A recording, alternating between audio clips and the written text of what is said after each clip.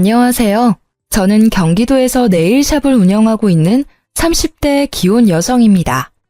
저는 19 이른 나이에 부모님 두 분 다 사고로 갑작스레 돌아가셨습니다. 그래서 남들보다 조금 일찍부터 일을 시작했어요. 사실 부모님 살아계실 때에도 넉넉한 형편은 아니었어서 저는 고등학교 1학년 때부터 여러 아르바이트를 했었습니다. 그래서인지 대학은 처음부터 꿈도 안 꿨고 졸업 후 바로 일할 수 있는 직업을 찾았습니다. 그렇게 학생 때 미리 따놓은 네일 자격증이 있어서 저는 고등학교 졸업하자마자 곧바로 취업할 수 있었어요. 그때부터 시작한 네일을 저는 지금도 여전히 하고 있네요. 비록 아무것도 없이 시작했지만 다행히 어디 빚은 안 지고 그렇게 혼자 앞가림하면서 살았어요. 그런데 돈의 결핍보다는 부모님이 안 계시니 일이 힘들 때나 몸이 아플 때나 배로 괴롭더라고요. 비록 없이 살았어도 사랑은 많이 주신 부모님이셨거든요. 의지할 가족이 갑자기 이 세상에서 없어지니 많이 허탈했어요. 그러다 제 남편을 만나 지금은 행복한 가정 이루고 잘 살고 있습니다. 지인의 소개로 만난 남편은 제 눈에 너무 완벽한 사람이었습니다. 저는 고졸에 대학도 못 나왔지만 남편은 명문대 졸업하고 대기업을 다니고 있었으니까요. 그런데 학벌도 짧고 고아인 저보다 이상하게 남편이 더 자존감이 낮더군요. 얘기를 들어보니 남편이 그리 화목한 집안에서 자란 건 아니었어요. 어머님께서는 시부께서 돌아가시곤 장남이 잘 돼야 한다며 시숙을 많이 밀어주셨대요. 학원비와 용돈은 시숙에게만 넉넉히 지원해 주셨다 합니다. 그런 것뿐만 아니라 어린 남편이 보기엔 어머님이 자식 사랑도 첫째인 형에게 유독 더 많이 쏟으셨다 합니다. 둘째인 남편은 반에서 1등을 해도 별로 기뻐하지 않는 시모였대요. 둘째가 감히 첫째 길을 꺾는다면서요. 저는 조금 못 살긴 해도 사랑받은 기억이 남아 있었지만 남편은 그런 기억이 잘 나지 않는다 해서 얼마나 마음 아팠는지 모릅니다. 저랑 다른 결이긴 하지만 남편 역시 가족의 사랑을 그리워하는 사람이었죠. 그래서 저희는 연애를 할 때부터 자연스레 서로의 보호자가 됐습니다. 마음이 힘들 때나 몸이 아플 때 서로가 필요한 순간마다 서로의 옆에 있어 주었죠. 결혼하고도 큰 문제는 없었는데 결혼 후 잠깐 위기가 있긴 했어요. 결혼 후 어머님께서는 저를 엄청 예뻐하시는 것까진 아니었어도 따로 제 집안이나 직업에 편견은 없으신 분이었습니다. 종종 어머님께서는 장남보다 차남이 먼저 장가간 게 신경 쓰이신다며 제 주변에 괜찮은 처자 있으면 시숙 좀 소개시켜주라고 말씀하셨었어요. 그랬던 어머님이 시숙이 교사 형님과 결혼에 성공하자 제게 엄청 모질게 굴기 시작하더라고요. 시모는 평소에 치장하시는 걸 별로 좋아하시지는 않는 분이었어요. 결혼하고 초반에는 제가 어머님과 빨리 친해지고 싶어서 원래 성격보다 더 살갑게 굴었습니다. 한번 네일아트 받으시러 오시라고 해도 절대 안 오셔서 애교스럽게 제가 애원하면 시모는 마지못해 오셨어요. 저 매일 오매불망 어머님께서는 언제 제 샵에 오시나 기다리고 있어요. 한 번만 오셔서 시술 받아보세요. 요즘 어머님들이 많이 하는 고급스러운 스타일로 제가 해드릴게요. 네? 꼭 한번 해드리고 싶어서 그래요. 아유, 거주장스럽게 나이 먹어서 네일아트 그런 걸 못하러 해. 그냥 했다 쳐라. 내가 네 마음만 고맙게 받으마. 어머님 일상생활 하실 때 하나도 안 거슬리는 심플한 디자인도 많아요. 그래도 며느리가 네일샵 하는데 한번 구경도 오시고 바람도 쐴 겸 나오시면 좋잖아요. 네? 처음에는 어머님이 마지못해 오셨는데 막상 해드리니 엄청 좋아하셨습니다. 은근히 다음에 하고 싶은 디자인을 찾아 제게 사진을 보내기도 하셨어요. 에휴, 아들만 둘인 삭막했던 집안에 애교스러운 초이 네가 들어오니까 우리 집안에 활기가 넘치는 것 같아 내가 요즘 너무 행복하구나. 딸 가진 엄마들이 이런 기분이려나? 어머님, 저 감동받아서 눈물 나잖아요. 내가 무슨 복이 많아서 우리 초이를 이렇게 만났는지 몰라. 너도 날 시어머니라 어렵게 생각하지 말고 친정엄마처럼 생각해. 내가 항상 네 편인 거 알고 있지? 말씀만으로도 너무 감사해요. 어머님, 저 결혼하고부터 매일이 너무 행복해요. 에휴, 나중에 첫째 며느리도 딱 우리 초이같이 싹싹하고 야물딱진 애가 들어와야 할 텐데. 요즘 걱정이 많아. 큰 며느리가 늦게 들어와서 우리 초이랑 잘 지낼지도 걱정이고, 나랑 잘 맞을지도 걱정이고. 에이, 미래의 제 형님도 분명 좋으신 분이실 거예요. 너무 걱정 마세요, 어머님. 저는 그렇게 시모의 무료한 일상의 분위기 전환을 해드릴 겸 가끔 네일 아트를 해드렸습니다. 시술 시간 동안에는 어머님과 이런저런 수다를 많이 떨어서 더 큰 유대감을 형성했죠. 어머님께서는 가게에 놀러 오셔서 네일을 받으시곤 항상 저 고생했다며 밥을 사주시거나 도시락을 싸오셔서 같이 점심을 먹었어요. 그렇게 한동안 저는 부부 갈등이라곤 없이 어머님과 좋은 시간을 보냈습니다. 그런데 시숙이 맞선으로 결혼에 성공하고 형님이 생기자 어머님께선 묘하게 달라지셨습니다. 제 이름을 더 이상 다정히 부르지 않으셨고 둘째라고만 부르셨어요. 저는 잠깐 속으로 좀 서운했지만 너무 저랑 어머님이 사이가 좋아 보이면 그것 또한 형님께 소외감을 드릴 수 있다 생각했죠. 그렇게 생각하니 어머님께서 현명하시다 생각했습니다.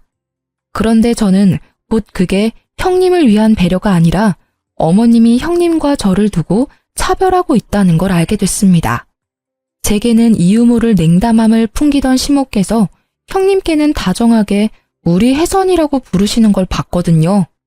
집안 괜찮고 직업도 괜찮은 형님이 당연히 저보다 예뻐 보이시겠지 하고 저는 더 노력하려 했습니다. 어머님, 혹시 제가 최근에 뭐 실수한 게 있을까요?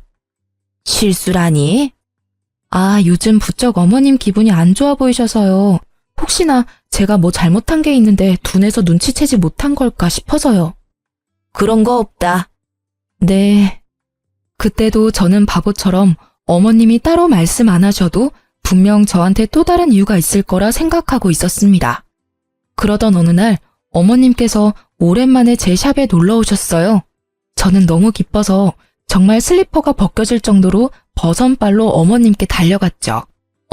어머님 오셨어요? 어머, 형님도 오셨네요. 지금 예약 손님 없지? 네? 너 뭘 그렇게 바보같이 멀뚱히 서 있어? 손님 없냐고. 네, 어머님. 없어요. 그럼 혜선이 내일 좀 맡기자. 저는 특정 요일에는 오전 예약을 안 받고 오후에만 예약을 받습니다. 그런데 그 요일을 아는 시모께서 연락도 없이 형님을 데리고 샵에 오셨더라고요. 저는 마냥 반가운 마음뿐이었는데 어머님은 그날도 제게 무척 차가운 반응이셨습니다. 형님, 내일 받으시려고요? 그럼 내일 샵에 시술 받으러 왔지 뭐하러 왔겠니? 예, 앞으로 우리 혜선이 손톱 정리는 네가 도맡아라. 혜선아, 오늘은 무슨 디자인으로 받고 싶니? 한번 봐야 할 것 같아요. 방학이니까 기분 전환도 할 겸 이참에 아주 화려하게 해봐. 어디 보자.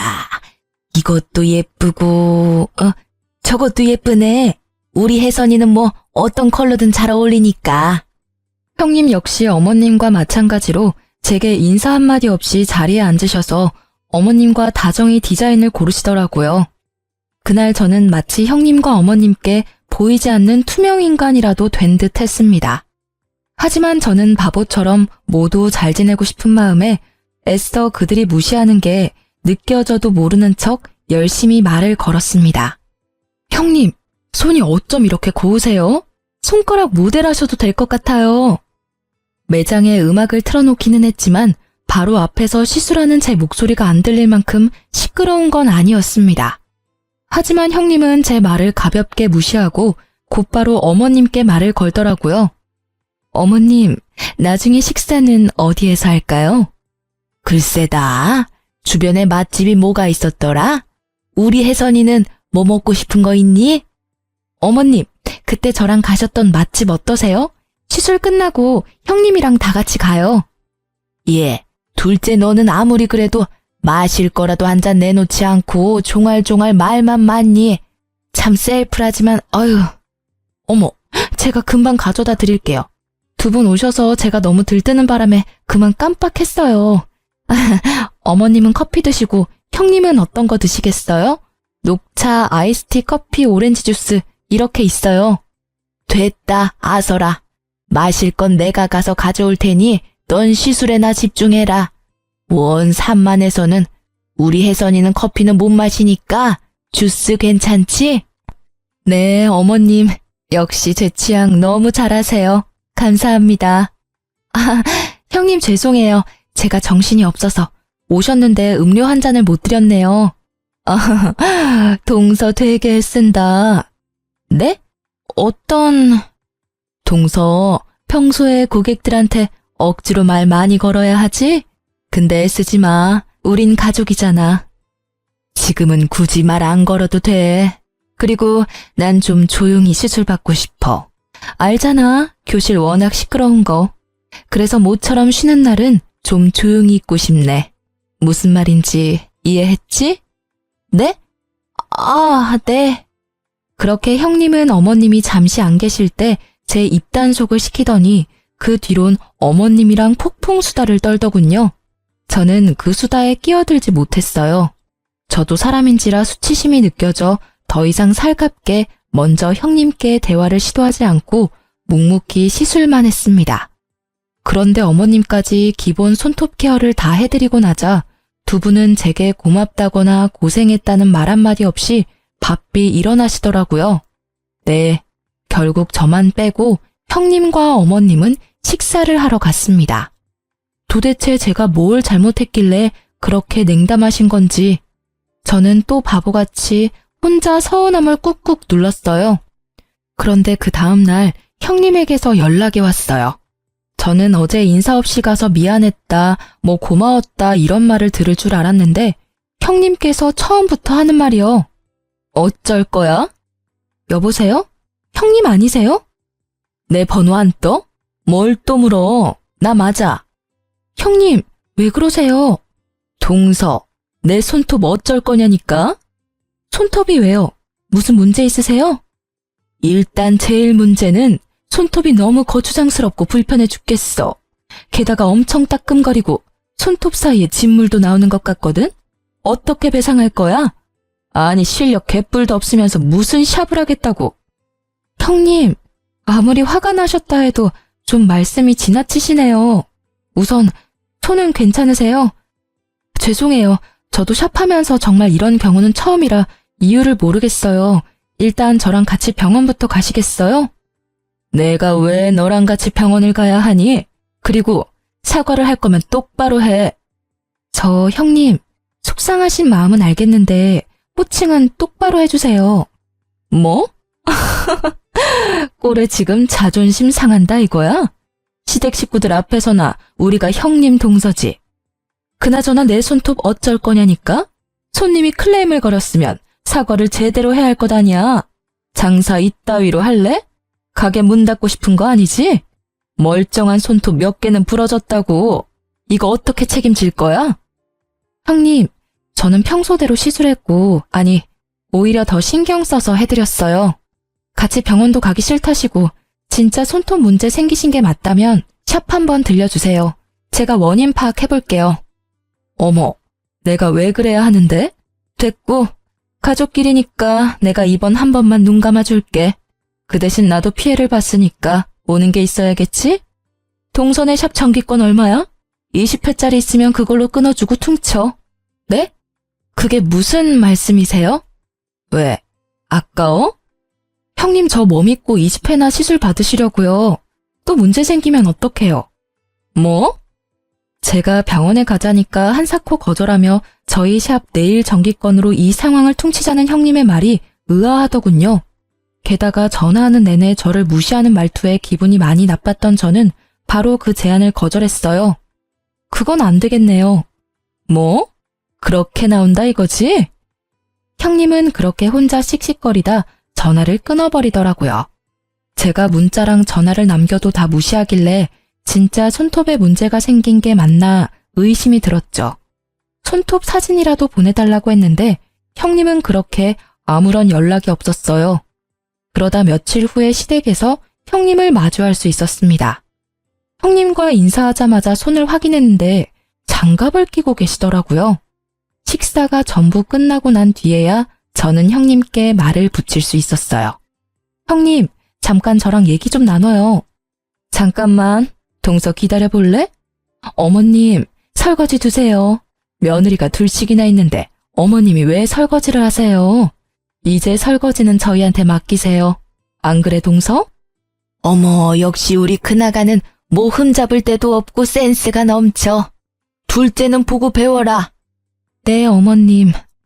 그래놓고 형님은 주방에 서서 제게 귓속말을 했습니다.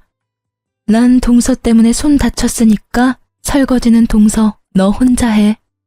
형님, 장갑 벗어보세요. 제가 봐드릴게요. 뭐? 그럼 지금 내가 뭐 거짓말이라도 한다는 거야? 저한테 말씀하셨던 것처럼 손톱 부러지고 짓물라고 하는지 제가 봐드린다고요. 그래야 병원비도 드리죠. 참나, 됐거든? 내가 거지야? 병원비가 없겠어? 제가 억지로 형님 장갑을 벗기려 하자 벼랑간 형님이 우는 척을 하더라고요. 아니, 동서, 내가 그렇게 싫어? 이게 무슨 일이냐? 너희 싸웠냐? 그땐 저희 남편과 시주께서 담배 피러 마당에 나간 상태였고 놀란 시모만 무슨 일이냐고 한 걸음에 달려오셨어요. 어머님, 아무래도 동서는 제가 마음에 안 드나 봐요. 저는 정말 잘 지내고 싶었는데. 동서, 내가 미안해. 늦게 들어온 주제에 내가 눈치 없이 형님 노릇한 거지? 이게 뭔 소리냐? 둘째 네가 큰애기한테 뭐라 했냐? 아니요, 아무 말도요. 형님, 갑자기 왜 우세요? 그날 내일 받고 내가 돈 안 내고 가서 미안해. 난 어머님이 내신 줄 알았어. 어머님, 소란 일으켜 죄송해요. 동서가 내일값 달라 해서 제가 미안하다고 사과했어요. 동서, 내가 바로 입금할게. 근데 공짜 내일 했으니 시댁 일은 나 혼자 알아서 다 하라는 말은 좀 심한 것 같아. 왜 동서까지 설거지하게 만드냐고? 우린 이 집에 들어온 며느리잖아. 며느리로서 도리는 다 해야지. 오늘은 동서 말대로 나 혼자 설거지할게. 난 동서랑 사이좋게 지내고 싶어. 형님은 어머님 앞에서 명령기를 펼치셨고 고작 설거지가 하기 싫어서 형님을 울렸다는 모양새를 만들어 저를 모함했습니다. 너무 황당하고 어이가 없는데 아무것도 모르고 혼부터 내는 시모를 보고 저는 더 억울했죠.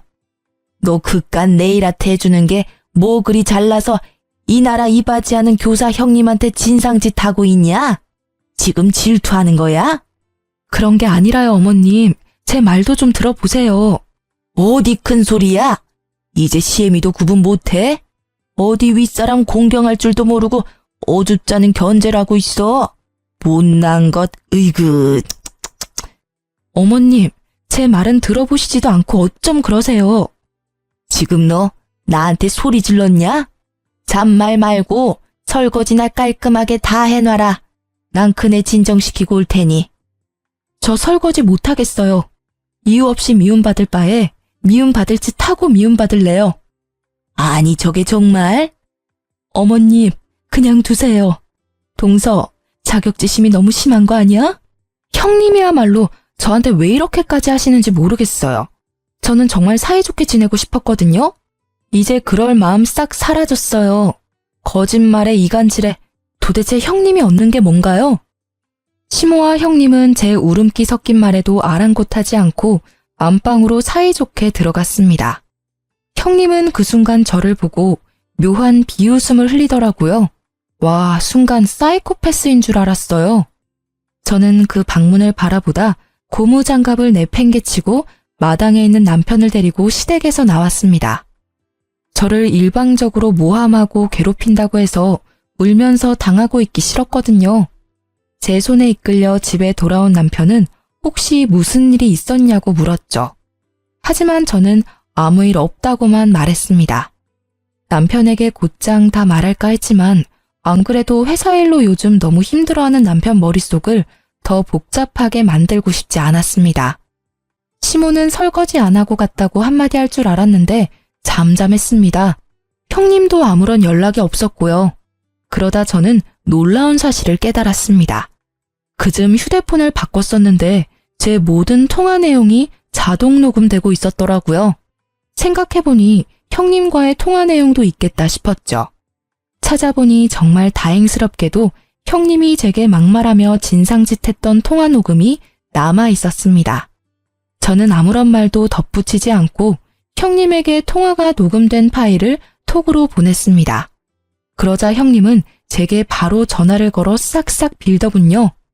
동서, 통화 녹음하고 있었던 거야? 얼마 전에 전화 고장나서 바꿨는데 자동으로 통화 녹음이 됐더라고요.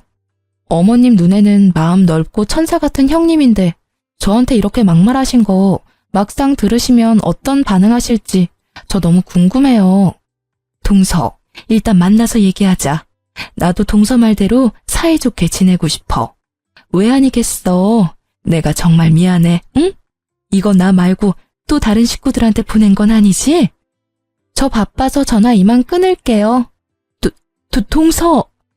제가 무시하고 전화를 끊자 형님은 곧바로 가게로 와서 제게 무릎 꿇고 빌었어요. 동서, 제발 내 체면 좀 살려줘. 내가 그래도 남들이 보기엔 멀끔하고 교양 있는 교사잖아. 내가 이렇게 소리 지르고 막말하는 모습 보면 어머님도 많이 속상해하실 거고 서방님이랑 우리 남편 사이도 곤란해질 거야. 우리가 서로 잘 지내야 하지 않겠어? 응? 저는 처음부터 형님이랑 잘 지내보려고 했어요. 선 넘은 건 형님이시고요. 내가 어떻게 하면 되겠어? 내가 어떻게 하면 동서 마음이 풀리겠어? 내가 정말 미안해. 나 한 번만 봐주라. 내가 첫째 며느리인데 둘째 며느리인 동서보다 늦게 집에 들어왔다고 나 혹시라도 무시당할까봐 내가 그래서 오히려 더 기센 척 못되게 군 거야. 정말 다른 뜻은 없었어. 동서, 나 진짜 나쁜 사람 아니야. 알면 알수록 친구긴 사람이라고 내가. 그럼 일단 손톱 좀 봐요, 형님. 진짜 저한테 시술 받고 엉망이 됐는지 봐야겠어요. 이건 제 커리어가 걸린 문제이기도 하거든요. 다 거짓말이야. 멀쩡해. 동서, 내가 받아본 네일 아티스트 중에 제일 잘해. 내가 인정해. 그러니까 정기권 달라고 했지. 일단 결제부터 하세요. 시술 받았던 거 결제도 하시고 사과도 똑바로 하세요. 형님으로서 사과한 건 지금까지 들었으니까 됐고요. 시술 받고 진상짓한 거 손님으로서 제대로 사과해주세요. 알았어. 미안해. 다 오해였어. 오해가 아니라 거짓말이잖아요. 그래, 다 거짓말이었어. 내 손톱 아주 멀쩡하고 동서 시술은 아무런 문제 없었어. 미안해. 손 좀 내밀어주세요. 사진 찍어놔야죠. 또 나중에 어떻게 말씀 바뀔지 모르니까요. 알겠어, 동서. 그럼 이제 마음 풀린 거지? 저도 사람인지라 금방 마음 풀리진 않겠네요. 그래도 앞으로 사이좋게는 못 지내더라도 우리 나쁘게 지내진 말아요. 저는 진심으로 형님 환영했고 형님이 생긴다는 것만으로도 기뻤어요. 알지. 내가 동서 마음 다 알지. 어머님께도 그때 오해 만든 거 형님이 알아서 풀어주실 거죠? 당연하지. 내가 만든 일인데 내가 풀어야지. 결국 저는 미안하다며 손이 발이 되도록 비는 형님의 사과를 받아줬어요. 형님이 어머님께 뭐라고 말했는지 모르겠지만 어머님은 싸우지 말고 다 같이 잘 지내보자고 연락이 먼저 오셨어요. 하지만 저는 이미 상처를 받아서 어머님께 더 이상 살가운 며느리가 될 수는 없더라고요. 원래라면 시댁에 자주 가서 좋은 시간 보냈을 텐데 저는 시댁에 가는 발걸음을 줄여나갔습니다. 남편 역시 저 때문에 시댁의 발길을 끊었습니다. 그때 시댁 식구들과 불화 말고도 저희 부부가 많이 힘들었을 때였거든요. 딩크족이라고 요새 아이를 안 낳는 부부들이 많아졌잖아요. 저희는 아이를 안 낳는 게 아니라 너무나 원했지만 아이 계획을 조금만 늦추기로 했습니다. 직장에서 은근히 괴롭히는 상사 때문에 남편이 힘들어했거든요. 대놓고 괴롭히면 고발이라도 할 텐데 그런 건덕지를 남기지 않으니 아무 대처도 할 수 없었어요. 게다가 매일 야근에 시달리며 과로까지 하니 사람이 망가져간다는 게 두 눈으로 보이더군요. 저는 남편에게 힘들면 말하라고 몇 번이나 말했지만 남편은 꿋꿋하게 참았어요. 원래대로라면 저희가 아이를 가지기로 계획한 해였어서 더 열심히 일해야 한다고요. 그러던 어느 날 남편이 흐느껴 울면서 회사를 그만두고 싶다고 고백했습니다. 저는 고민하지 않고 남편에게 1년만 쉬라고 했어요. 남편은 곧바로 이직할 회사를 알아보겠다고 했지만 저는 천천히 가자고 했어요. 남편이 살도 너무 많이 빠지고 피폐해 보였거든요. 저는 든든한 친정도 없고 비록 가진 거 없이 자랐지만 제 사업으로 돈을 좀 벌어놓은 상태였고 지금 벌이도 나쁘지 않아서 그 정도쯤은 남편을 뒷바라지할 수 있었습니다. 연애 때 남편이 혼자인 제게 많은 힘이 되어주었는데 이번에는 제가 남편에게 울타리가 되어주고 싶었어요. 내 사람이 그렇게 힘들다는데 한 번쯤 제대로 도와주고 싶었습니다. 그렇게 남편은 대기업을 그만두고 1년 동안 쉬면서 이직 준비를 하기로 했습니다. 시모한테는 절대 비밀이었어요. 워낙 고지식하신 옛날 분이라 힘들게 들어간 대기업 그만뒀다고 남편을 잡을 게 분명했거든요. 그런데 어쩌다 시댁에 가면 시모는 모든 일을 저한테만 시키더라고요. 형님은 그냥 앉아서 쉬라고 손수 과일까지 깎아주시면서 여전히 저만 미워하는 모습이 보였어요. 이런 취급 받을 거면 아예 시댁에 안 와야겠다 머릿속으로 생각하고 있던 참이었어요. 둘째 네가 그동안 나한테 해준 게 고작 네일밖에 더 있냐? 며느리 네일 아트샵 한다고 말하면 사람들 인식이 어떤 줄 알기나 해. 변변한 직업도 아니고 대기업 다니는 내 아들이 너무 아까워. 어머니, 사람 앞에 두고 말씀을 뭘 그렇게 하세요? 야, 어디서 어머니 앞에서 언성을 높여? 남편이 너무 화가 나서 어머님께 대들자 시숙은 또 남편을 나무랐어요. 내가 어디 틀린 말 했냐? 그리고 너희 왜 아직 애가 안 생기냐? 장남이랑 큰아가는 이제 막 결혼했지만 너네는 결혼한 지 꽤 됐잖니? 이유가 뭐냐? 둘째 너 무슨 문제 있냐? 어머님, 말씀을 왜 그렇게 밉게 하세요? 저 진짜 너무 서운해요. 요즘 저랑 남편 엄청 힘들거든요. 어머님이라도 저희 그냥 믿고 기다려주시면 안 돼요? 예뻐는 안 하시더라도 미워는 하지 말아주시면 안 돼요? 제가 너무 서운하고 화가 나서 어머님한테 반박하니 형님은 시모와 합세해서 저한테 버릇없다고 갑자기 훈계질을 하더군요. 아니 보자 하니까 동서 그게 무슨 말버릇이야. 아무리 대학 안 나왔다지만 초중고에서 예의 공경 이런 거 안 배웠어? 어서 어머님께 잘못했다고 사과드리지 못해. 네? 형님이 저한테 하실 말씀은 아닌 것 같네요. 제 말에 움찔하던 형님은 찔리는 게 있으니 또 조용해지더군요. 남편이 사실은 이라고 운을 떼자마자 저는 남편을 다독이며 시댁에서 나와버렸습니다. 그 상황에서 회사까지 관뒀다 하면 난리가 날 것 같았거든요. 대신 저는 소심한 복수로 시댁 제사 지낼 때 말없이 시댁에 안 갔어요. 시모께서 음식을 다 했는지 제게 왜 안 왔냐고 늦은 저녁 전화가 왔어요. 저는 샵 예약도 꽉 찼고 너무 바빠서 못 간다고 말씀드렸죠. 그리곤 분명 옆에서 듣고 있을 형님을 위해 이 말도 함께 덧붙였어요. 어머님, 네일아트 하는 모자란 며느리 말고 든든한 교사 며느리 있잖아요. 형님은 워라밸 좋으니까 일찍 마치셨잖아요. 형님, 듣고 계시죠? 제 목까지 어머님 잘 도와드렸죠? 너 안 와서 큰아가 혼자 개고생했다. 시모께서 워낙 손이 크셔서 음식을 엄청 많이 하시거든요.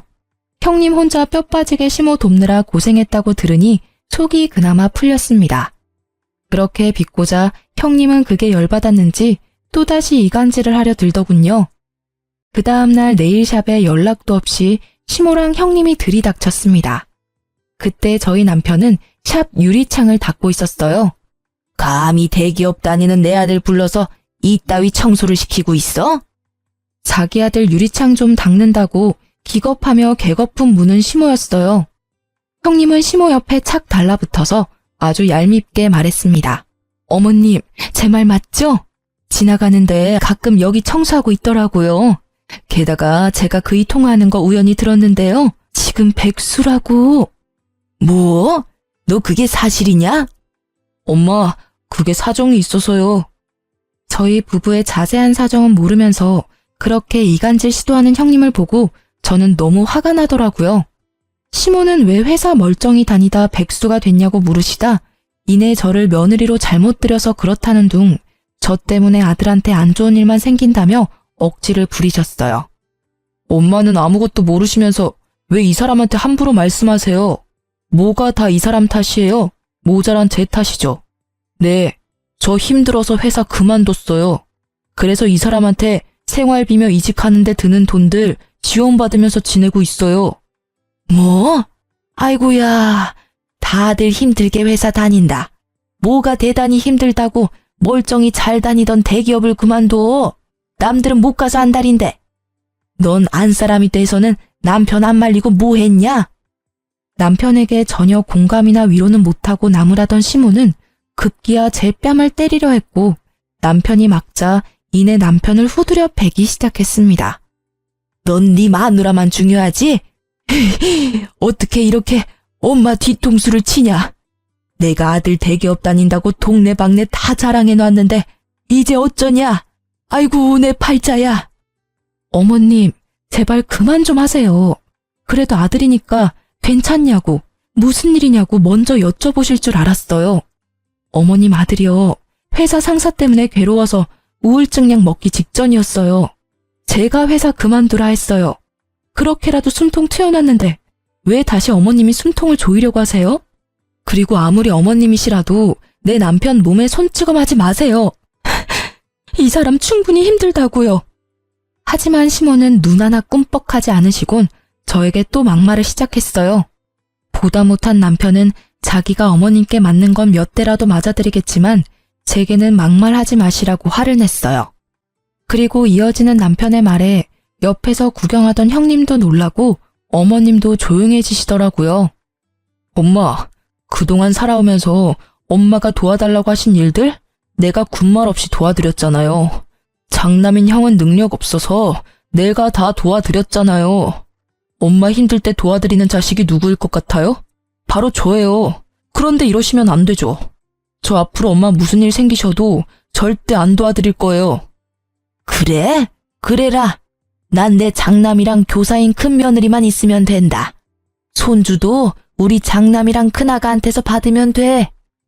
충격받은 남편이 말을 잇지 못해서 그 다음부터는 제가 나섰습니다. 형님이 제일 잘하는 이간질을 저도 해봤어요. 어머님, 혹시 아주버님이랑 형님 딩크족인 거 모르셨어요? 뭐? 딩크? 그게 뭐냐? 어디 뭐 새로 나온 욕이냐? 결혼할 때 애 안 낳기로 서로 합의하고 결혼하는 사람들 보고 딩크족이라고 해요. 형님, 딩크족이잖아요. 시모 눈이 희번뜩해지고 형님은 당황한 눈치였어요. 시모가 형님한테 사실이냐고 캐묻자 왜 이간질하냐며 저를 밀치고 머리채를 잡으려던 형님이었습니다. 하지만 재빠른 시모가 먼저 형님 머리채를 휘어잡았죠. 말 그대로 개싸움, 난장판이 나자 저는 웃으면서 말했어요. 지금껏 형님 네가 했던 게 바로 이간질이에요. 왜? 난 하면 안 돼? 제가 반말하자 또 반말했다고 형님은 발작하더라고요. 그리고 남편에게는 가만 있으라는 신호를 보내고 저는 순순히 형님께 머리를 뜯겨줬습니다. 이제 당신 얼굴 안 보고 살 건데 왜 존댓말까지 해야 합니까? 여보, 존대 절대 하지 말아요. 저는 남편의 말에 힘입어 형님에게 마지막 엿을 날려드렸어요. 요즘 갑질에 얼마나 예민한지 모르지? 지금 내 머리채 잡으려는 것까지 싹 다 인터넷에 다 뿌릴 거야. 땡땡 학교 교사가 네일샵 직원 머리채 잡았다고 말이야. 동네 맘카페에다가 저번 통화 녹음한 것도 다 올릴 거야. 어머, 안 돼!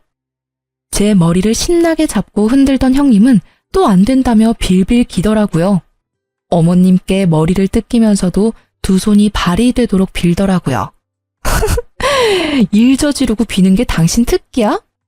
시모는 모든 상황 떠나서 믿었던 첫째 아들이 딩크족이라는 사실에만 충격 먹어선 멍하니 대꾸도 안 하더라고요. 그렇게 시모와 형님이 가고 남편은 제게 통화 녹음은 무슨 말이냐고 물었죠. 저번에도 이런 비슷한 일이 있었다고 남편에게 다 털어놓자 남편은 꺼이꺼이 울면서 그동안 혼자 맘고생시켜 미안하다고 제게 사과했습니다. 앞으로는 시댁과 정말 영 끊고 살 거라고 저 이제 고생 안 시키고 싶다면서요. 시숙은 모든 상황을 듣고도 남편과 저를 시댁으로 호출해서 당장 형님과 시모께 사과하라더군요. 중간에서 이간질한 이유로요. 남편과 저는 마지막 마무리를 하러 시댁에 가줬습니다.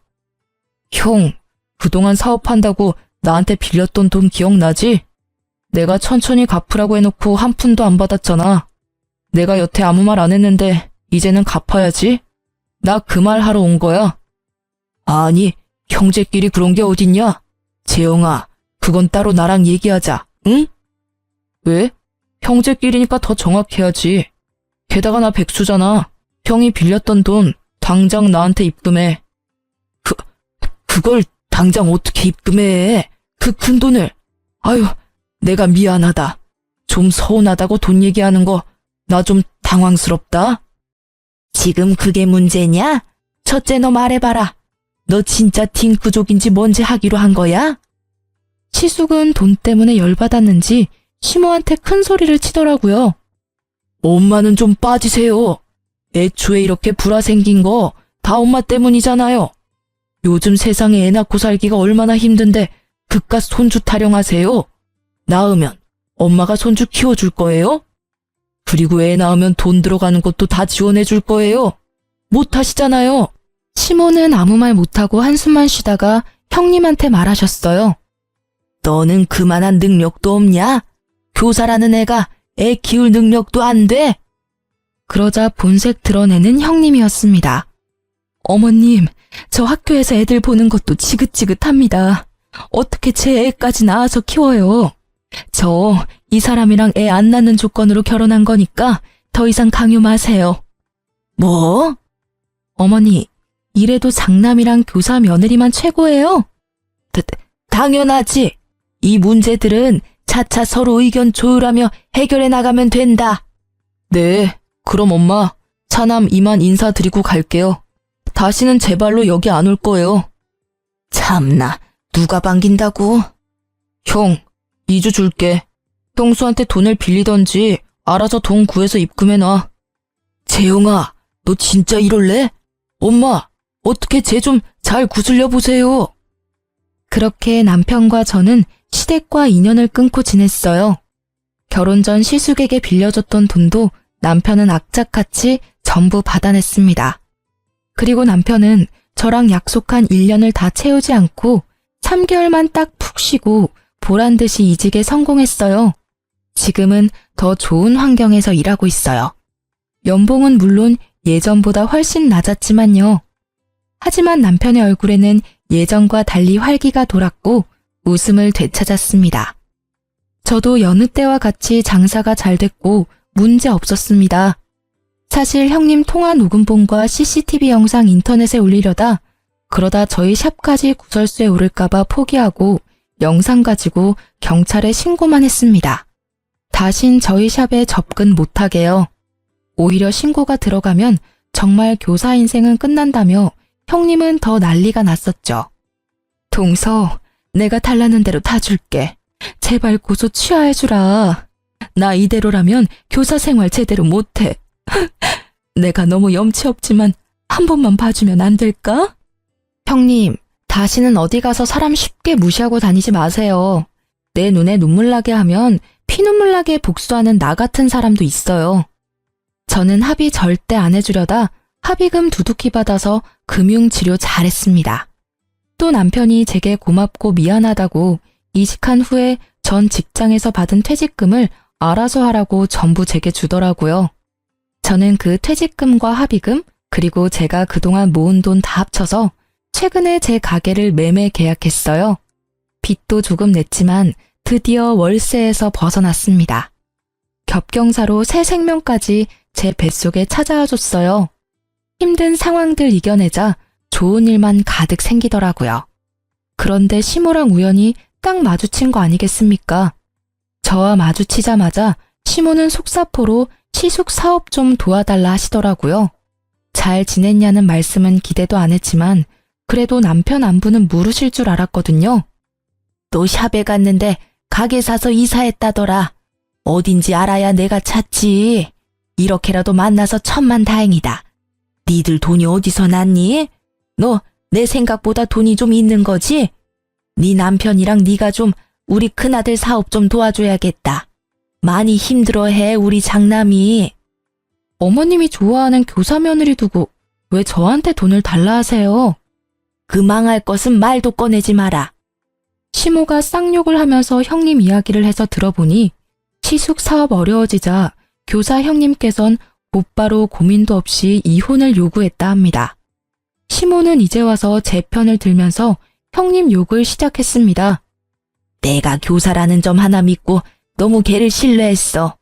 오죽하면 너랑 나 사이 이간질하는지도 모르고 홀라당 넘어갔잖니.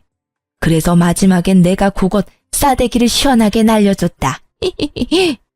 웃으면서 은근히 제 손을 잡으려 해서 저는 시모의 손을 거칠게 거부했어요. 그러자 시모는 머쓱한지 시숙의 근황까지 털어놓으시더라고요. 시숙은 절대 이혼 안 해줄 거라고 배신감에 쌓여 형님 인성 파탄났다며 동네 맘카페에 형님에 대한 신상과 더불어 형님 욕을 도배하듯 올려서 진흙탕 싸움 났다고 합니다. 자세히는 모르지만 한때는 형님이었던 그 여자는 교육청에서 징계를 받을 것 같더라고요. 저는 신나서 이야기하는 시모에게 시숙 도와줄 돈 같은 건 없다고 냉정하게 말했습니다. 화를 낼 줄 알았는데 갑자기 눈을 크게 뜨면서 제 배를 주시했습니다. 너 배가 볼록하구나. 네, 맞아요. 저희 애기 생겼어요. 그러자 울면서 냅다 바닥을 치는 시모였습니다. 내가 잘못했다. 한 번만 봐줘라. 우리 예전에 사이 좋았잖니. 아이고 우리 손주가 여기 있었어. 아들이야 딸이야? 어머 할머니야 우리 아가. 울면서도 기뻐하는 시모의 모습에 소름이 돋더라고요. 저는 곧바로 배를 감추며 애기 태어나도 어머님께 보여드릴 일은 없다고 매몰차게 자리를 떴습니다. 그동안 시모의 전화를 피했던 남편은 그날만큼은 어머님 전화를 받았어요. 이제야 전화를 받냐? 너 애기 생긴 걸 왜 진작 말 안 했냐? 엄마가 그럴 만한 자격 있으세요? 집사람 태교에 안 좋으니 다신 연락도 하지 마세요. 아이고 내가 미안하다. 다 진심이 아니었어. 아들 엄마랑 정말 얼굴 안 보고 지낼 거야? 네, 전화 끊을게요. 아들. 그렇게 시모는 남편에게 일방적으로 용서를 빌다가 또 태교에 안 좋으면 출산 때까진 연락을 안 하고 있겠다며 사라지셨습니다. 현재 저는 다행히 출산 잘했고 아이도 건강하게 잘 크고 있습니다. 남편에게 나중에야 들었는데 시숙은 사업 망하고 시댁 집까지 근저당이 잡혀서 빚 갚느라 공사판 전전하고 있다고 합니다. 남편이 마음이 약해서 아예 도와주지 않은 건 아니었대요. 못 받을 걸 알면서도 착한 남편은 시숙에게 조금 돈을 빌려줬다고 합니다. 남편을 믿으니까 그 액수가 얼마인지는 굳이 묻지 않았어요. 시모는 식당 알바를 하신대요. 그 뒤로 남편도 저도 뵌 적은 없는데 가끔 남편에게 돈을 입금하십니다. 애기용품 사라고 보내시는 것 같아요. 남편은 본인이 받은 상처와 제가 받은 상처가 있으니 꿈쩍도 안 하고 돈을 그대로 다시 시모께 보내고 있습니다. 그리고 애기 얼굴 좀 제발 보여달라고 애원하는 시모한테 얼굴은 직접 보여줄 수 없다고 딱 잘라 거절했습니다. 아이 사진만이라도 한 장만 보내달라고 너무 애원하셔서 사진만 보내드렸어요.